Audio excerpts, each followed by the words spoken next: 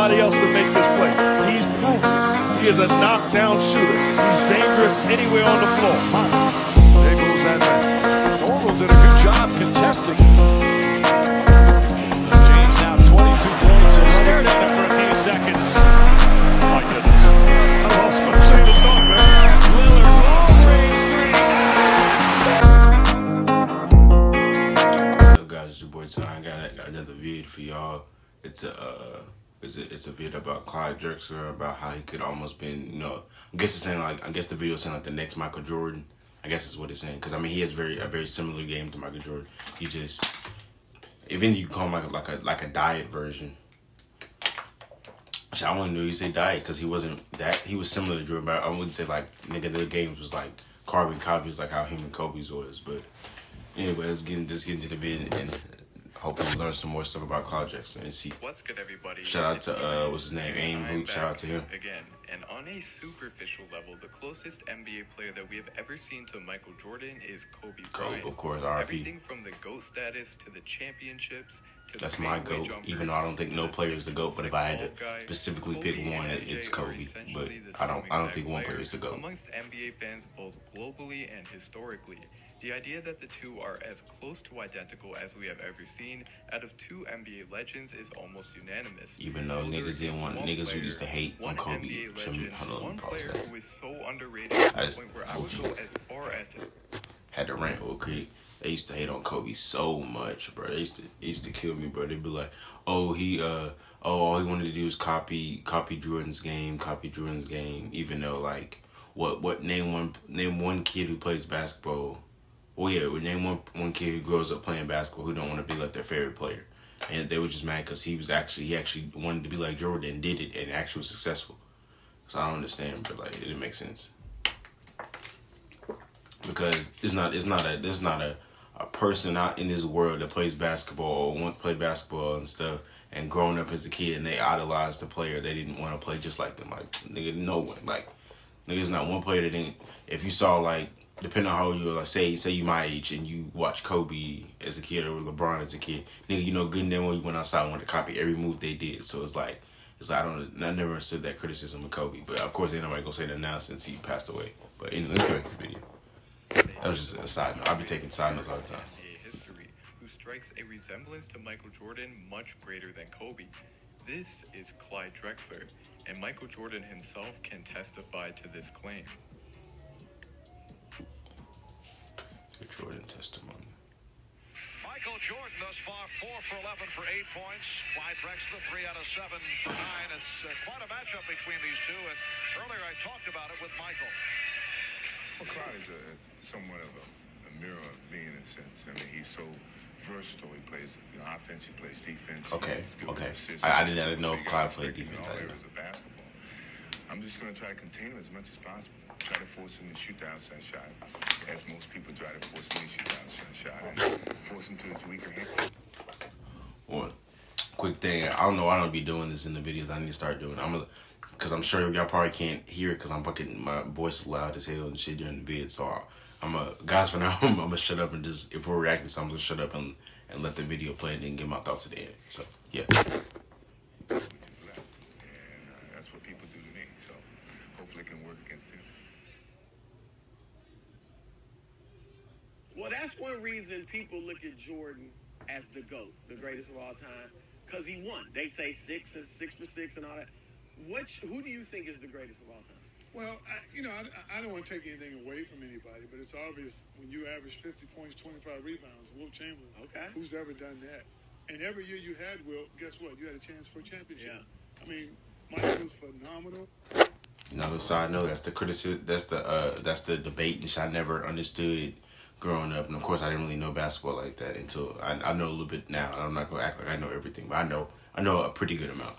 I would say as far as basketball, I'm a medium tier as far as knowledge. I'm not high, hell no, but I'm not low either. I'm not casual. I'm a medium tier. But the criticism I never understood. Why?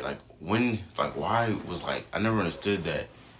Like, why would everyone saying Jordan's the GOAT? Like, I'm not gonna fucking deny it, but I'm not gonna say I don't think he's the GOAT. I think he's one of the GOAT. I think everybody is all these players who people say are GOATs, like Kareem, if you want to say Magic, Dirk, like it's really your opinion, bro. Like, to be honest, bro, because like you can't sit here and say like necessarily Jordan's the GOAT, because if you have a nigga who grew up like my grandpa, like he's like 60 something, so like say if you grew up in that, say if you that age, you probably growing up saying, oh, maybe like who would be like Bill Russell, Wilt, like there's no like, and they wouldn't be wrong because that's their opinions, bro. That's their opinions, like. That's really their opinion. I don't like when people bring up the rings, because if you want to do rings, then it'd be fucking damn Robert Orr. He'd be up there as one of the greatest and shit because he got 7, or like, because I understand the criticism with Bill Russell, because you can't just say, oh, the nigga is one of the greatest because this nigga has 11 rings. I mean, you can't really say that. But I never understood is like niggas will bring up Jordan's rings, but he only had 6. So I'm wondering they probably idolize it so much because of like because that's like he did something that's never been done, like 3-peating, and then nigga 3-peated one time and then came back from retirement and 3-peated again. So I guess I'm guessing that's the reason why like they put that in Jordan's resume. I mean, of course he did this, so you can't just take it away. But it's like, when comparing, like just calling him the GOAT, like it's just, I don't know. Like they just call him the GOAT. But guys, if you, I'm thinking back at the video. It's a horrible side note, but if you guys want a vid on like who I think the GOAT is, or like the GOAT, the conversation, that is something I've really been wanting to do, but I just been waiting to do it on the channel. But it's something I really want to do, because I really want to dive down into like why I don't think one particular player is the GOAT and stuff. So if you guys think I should do that, then comment down below. And I don't ever usually say get this video to a certain amount of likes. Just just comment down below. Just comment down below if y'all want to hear me, if you want to vid on that, because that's something I definitely want to talk about. You know, one of the best players I've ever played against. But who was ever better than Kareem or Chamberlain or Julius Erving or a Bird or Magic? Who was better than those guys? It's hard to say somebody's better. Yeah. You know? Yeah. I've never bought into that. Like, we're all competitors. You put me on the floor. Fuck, sorry to pause it again, but it's like, what Clyde just said is a prime example. It's a perfect example. He said it's really hard for him to compare Jordan to those players because Jordan didn't play against them. And when he played against Magic, wasn't as, when he played when they played in the 90 finals, or that season, I guess when Jordan came in, Magic was still Magic, but it's like when Jordan really became Jordan, like when that nigga was really getting raw as hell, like getting damn near finna win the rings and shit, it's like the Lakers wasn't as good anymore. They had like hurt players, like, but like when they played them in the finals, like I'm not gonna say it, but I think they didn't have all their players healthy, so they're like, it's like, damn, it's like kind of like it's not fair. That's kind of the same thing, like that's why I'm like saying one player is the GOAT. I don't want to say one player is the GOAT, because you can't debate that if they never really got to play. If they didn't get to play each other in their primes, like Bird and Magic playing against Jordan in his prime, they didn't get to do that because they were older than Jordan. So of course, by the time Jordan really became that nigga, like niggas was old by then, like. So I don't. That's what I don't like. I was like Jordan ain't get to play against fucking Bill Russell, even though he would beat that nigga, but he get to play Bill Russell or Kareem, and I'm like, or not Kareem, or Wilt, Kareem too in his prime, right? And Wilt, because it's like they all played in different eras, but that's why I think there's a GOAT of eras. Like I remember D-Wade said that like last year, is GOAT of eras. Like you can't just say one player is the GOAT, because really the GOAT conversation is someone's opinion. Like, so anybody says Jordan's the GOAT, that's their opinion, because like there's no like actual factual greatest player of all time in my opinion. It's just like how if someone wants to say, well, I guess you can go by stats, but I don't go by stats. I go by real hooper shit. Like, nigga, I would want to see all these GOATs, everybody who they consider God, want to see all, like, go in a time machine and have all them play in their primes and then see how it would go. Like, I would want to do that, bro. Like, that, then you could see, like, out of all that, you still, even if you have to do like some type of tournament or something to see like, oh, who's to be the for real GOAT, bro. You couldn't just say one place to go. But anyway, let me go to the video. I promise I won't be on no tangents no more. I just had to say that. Exactly. Because he brought up a good point. You were better than Jordan. I always felt like there was nobody better if I played the way I should have played. Okay. If I come out and compete, it's going to be very few guys better. And if they are, you shake their hand and say, congrats. But you don't go. Now you don't look and say, yeah, Michael was better than me. You feel like, Let me tell you something. What I feel like is I can compete with anybody. I mean, obviously that speaks for itself. Yeah. But it's all about performance. You know, the difference is if you're taking 35 shots and I'm taking 20, you're going to have more points. Yeah. Bottom line. But I'm going to make you work and you can't guard me.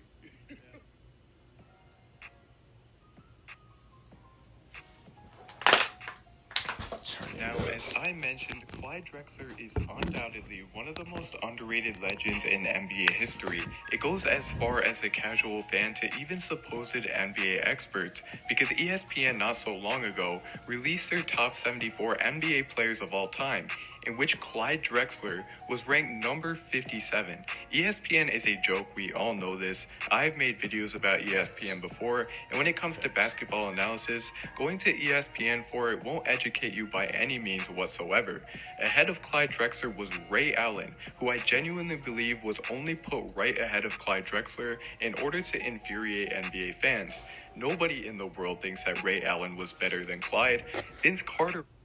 See? That's what I say. So any list like ESPN or like even the NBA themselves that post it, all that stuff is opinion based, bro. Like, because say they had like a top 10 players all time, and these niggas put like Karl Malone, he wasn't even on the top 10, but like nigga technically he would be like top 10. He would be like, because you consider him. What if somebody considers him the GOAT? What if somebody says he's the GOAT? They wouldn't be wrong. I mean, but then you got rings and all that stuff. Of course, I understand it. If you wouldn't want a ring, then shit, that nigga, if he wouldn't want a ring, that nigga would probably be fucking top 2, top 3 all time, maybe. But yeah, what he said, that's why I don't never trust those lists like ESPN and Bleacher Report. Them niggas don't know what the fuck they talking about. Well, as you can see, niggas on they be talking on sports, on channels and shit, on TV, shit like fucking Skip, and it's like, Skip don't know. That nigga Skip knows no fucking basketball. I fuck with Skip because that nigga's hilarious with the dumb shit he says, but like him and fuck with that nigga Nick Wright, fucking Ryan Hollins, the other nigga, fucking, the nigga that be with Stephen A, whatever that nigga, I forgot that nigga's name. His nigga is Max. Fuck that dumb nigga. He's retarded, bro. Only niggas that even know a little bit of basketball is my nigga Stephen A, and Shannon knows a little bit, but all the people that talk basketball don't know nothing, bro. So that's how I never listen to those type of those lists or anything. A guy who not only has worse career stats than Clyde Drexler, but also never won a championship. Just another prime example of how bad ESPN really is. Then at 52 came Tracy McGrady, who again both had worse stats than Clyde and never won a championship. The same case with Reggie Miller at 49, and honestly, I could go on for days just speaking about how ignorant sports fans and basketball analysis are when it comes to Clyde the Glide Drexler. But I think you kind of got the point. And as you will be able to tell from this video, the theme of it is going to be the disrespect that Clyde has faced throughout his career. And along the journey, I will explain just why Clyde Drexler is the closest thing we have ever gotten to Michael Jordan.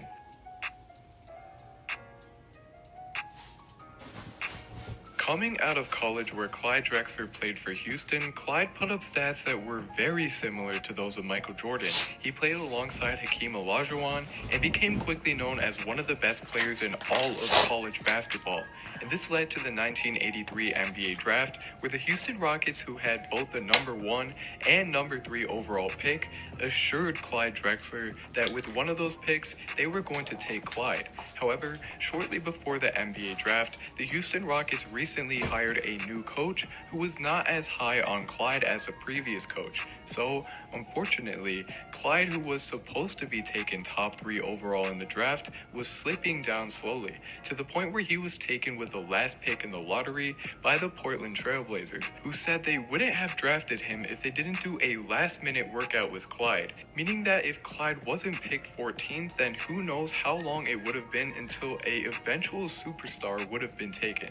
This is just a foreshadow of all of the eventual disrespect that would come in Clyde's way throughout his career. In Clyde's rookie year, the Trailblazers were still not very high on him. The team didn't scout him much in college, and again, they weren't prepared to take him with the 14th pick, so due to this, he only started 3 games and played just 17 minutes a night. However, Clyde Drexler's breakout season was in his second year, where the Trailblazers brought in Kiki Vanderway from the Denver Nuggets, a high-volume scorer who relied more heavily on shooting than attacking the basket. So to find an equilibrium between the two methods of scoring, the Blazers decided to throw in Clyde into the starting lineup as an experiment. Fortunately for the Blazers, this addition to the starting lineup helped them find a new franchise player, as Clyde this season had become a breakout star for the team, averaging 17 points, 6 rebounds, and 6 assists, to go along with nearly a block per game and over 2 steals. Clyde had become one of the best two-way players in the entire NBA in just his second season in the league, and from that point on, it was officially Clyde Drexler's team. And though Kiki Vanderway continued to lead the team in scoring for a few more years, the Blazers knew that the team was officially that of Clyde Drexler's, because on top of being a great scorer, his presence actually led to wins, unlike Kiki's. Clyde would make his first All-Star game in his next year, where he averaged 19 points per game, then 22 points per game in his following year, and then finally in 1987, Clyde Drexler, the 25-year-old, officially hit his prime and certified himself as the second best shooting guard in the NBA, right behind Jordan.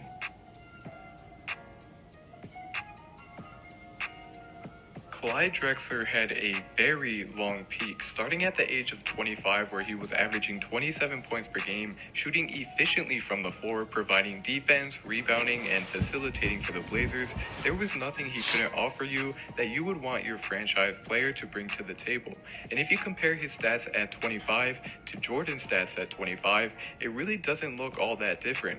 But of course, Jordan took more shots, which led to more points, whereas Clyde was a more willing passer. Skipping a few years to 1990, the Blazers every year became a better team, and Clyde Drexler led his squad to the NBA Finals, leading his sorry Trailblazers squad to a Finals appearance a year before MJ ever did, though of course MJ entered the league 1 year later than Clyde. Now, how many of you could name a single player from those late 80s and early 90s Trailblazers besides Clyde Drexler? Yeah, I don't think many of you could. Clyde's starting point guard was Terry Porter, who was a solid shooter but certainly no star, and his center was Kevin Duckworth. Do you know who that guy is? Kevin Duckworth is the guy in 2K whose jump shot you use if you want all of your friends to make fun of you. Yeah, that was Kevin Duckworth. And though there were a few other solid players on the roster along with Clyde, it was no question that he was doing the carrying every single game. Clyde never had a Scottie Pippen, nor did he have a Dennis Rodman. In fact, Clyde never had a single other Hall of Fame teammate in any of his championships. Oh, I had to make a correction to what I said, because I said shout out to Aim Hoops. I'm just stupid as shit. This nigga's channel is like Trees or something with the T. My fault if I didn't mispronounce it, but it's like something with the T, so shout out to him. I just thought about that. It's probably my I'm a dumbass. My fault. Runs. So the Blazers would lose to the Pistons in 4 games in the 1990 NBA Finals, which was to be expected against a star-studded Pistons team. And you want to know what happened in the next season? Clyde Drexler led his Blazers to the best record in the NBA. This Blazers team was the closest thing to a dynasty we have ever seen out of just one really good player. And to me, it is pathetic how little credit Clyde Drexler gets. Though the Blazers lost to the Lakers in the Western Conference Finals against a loaded Lakers team on their last run, it was clear the Blazers were a better team in an unfortunate series where his entire rest of his team choked. The next season is where Clyde Drexler's Blazers made the finals once again, just showing how consistent Clyde was in making his team amazing. But unfortunately, he would match up against Michael Jordan's dynasty full of 3 superstars against just Clyde. This was the season Clyde Drexler came in a close second to Michael Jordan in MVP voting, and it is crazy to say that this was probably the most respect he has ever gotten. And after the Blazers lost in 6 to Michael Jordan and the Bulls and a few more years with the Blazers, Clyde Drexler reunited with his college teammate Hakeem Olajuwon after requesting a trade trade from the Blazers, where Clyde and Hakeem won a ring together. And it warms my heart that Clyde still won a ring while he was still in his prime. And though this wasn't against Jordan, the Rockets would beat the Orlando Magic in the finals, the team in which Michael Jordan and his Bulls had actually lost to earlier in that playoffs.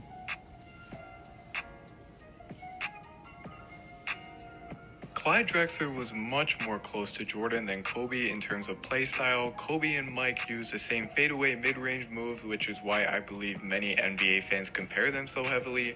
That and they are both bald, but hey, Clyde was bald too. Clyde and Mike were essentially the same in terms of athleticism, on-ball defense, dunking, finesse around the rim, passing, and both guys became really good three-point shooters towards the end of their careers. Whereas Kobe shot much more threes than Mike, relied more on pick and rolls, wasn't nearly as athletic as Clyde or Michael was, wasn't a natural passer as Clyde, and wasn't nearly as good at stealing the ball, which is something that both Clyde and Mike led the league in, though Kobe was a very good lockdown defender. Now, what I'm trying to get at is that I see it. Kobe and Jordan both did fadeaway jumpers and made that angry face whenever they hit clutch shots, but when you actually dig deep, you realize that if Clyde ever had competent teammates around him, he would have won at least a few rings, and his playstyle similarities to Jordan would have gone much more mainstream.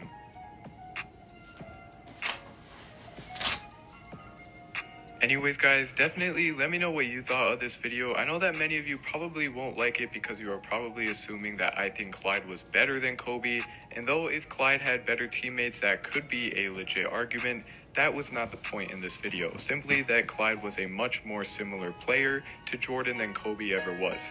Anyways, I hope that you all enjoyed. Thanks for making it to the end. Have a blessed day and holla back at me in the next one. We love falling deeper, drown ourselves in.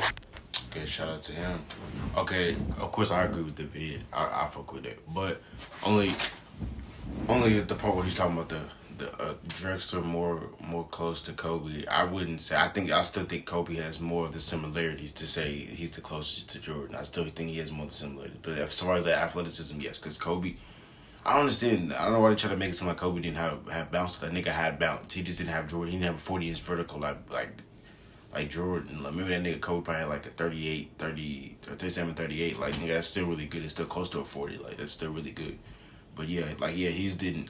As far as athleticism, I would say that. But like, I don't understand what he's saying about the defense. Like, Kobe was just as good an on-ball defender as that nigga was. I understand that. I didn't get that part, but no shade to him or to dude or nothing, obviously.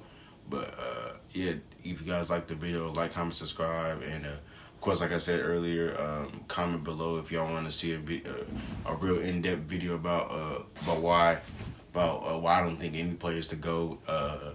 And if you guys got any suggestions for vids, you know, y'all can of course comment them. Just keep showing me love, keep spreading my channel out, show it to other people.